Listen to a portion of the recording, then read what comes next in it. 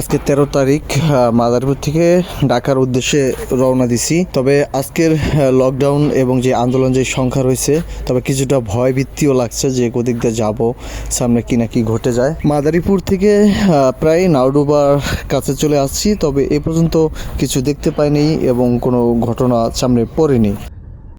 তবে এই আন্ডারপাসটা পার হওয়ার পরে যেরকমটা দেখতে পাইলাম যে বেশ কিছু লোক জড়ো হয়ে রয়েছেন, পাশেই রয়েছেন পুলিশের গাড়ি। ও, এখানে মনে হয় রাত্রে গাড়ি একটা পোড়াইয়া দিছে। নাওডুবা রাস্তায় একটা ট্রাক পুড়িয়ে দিয়েছে, যেটা আমরা দেখতে পাইলাম।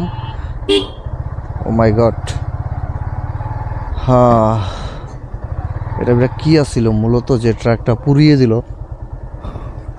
সম্ভবত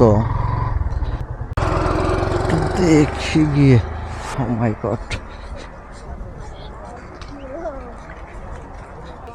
নাওডুবা যেই বাইপাস রাস্তা, সেই রাস্তাটা দেখা যাচ্ছে। এটা কিসের গাড়ি ছিল ভাই? চিনির গাড়ি? রাত্রে পুরাইছে? সকালে পুরাইছে? আজানের পরে না? আমি জিপিএস দেখতেছি, ওরা ব্রিজ পার হইতেছে। আমি হাসানের বয়স দিছি, হাসান আবার ওই গাড়িটা নিয়ে পাম্পে ঘুমাইছি। হাসানের বয়স দিছি মামা। যেটা দেখতে পাইলাম যে আজকে যেই 13 তারিখ যেই তারা যেই হরতাল অথবা লকডাউন ডাক দিয়েছিলেন, তবে নাওডুবা সেই মহাসড়কের বাম সাইডে যেই বাইপাস সড়কটি রয়েছে, সেই জায়গাটাই আজকে সকাল ভোরে, যতটুকু শুনতে পারলাম বা জানতে পারলাম, সকাল ভোরেই একটি চিনিবাহী ট্রাক সেটিকে আগুন ধরিয়ে দিয়েছেন।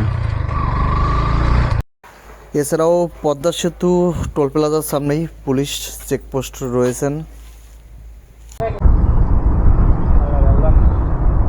আমরা আরও দেখতে পাচ্ছি যে কুচিয়ামারা টোল প্লাজা রয়েছেন, এখানে পুলিশের চেকপোস্ট রয়েছেন এবং প্রাইভেট কার, বাস অনেক কিছুই চেক করছেন, মোটরসাইকেল সহকারে। আমরা এরকমটাই দেখতে পাচ্ছি। তবে মাদারীপুর থেকে ঢাকায় আলহামদুলিল্লাহ নিরাপদেই চলে আসলাম, তেমন কোনো ঝামেলা হয়নি এবং বড় কিছু দেখতে পাইনি।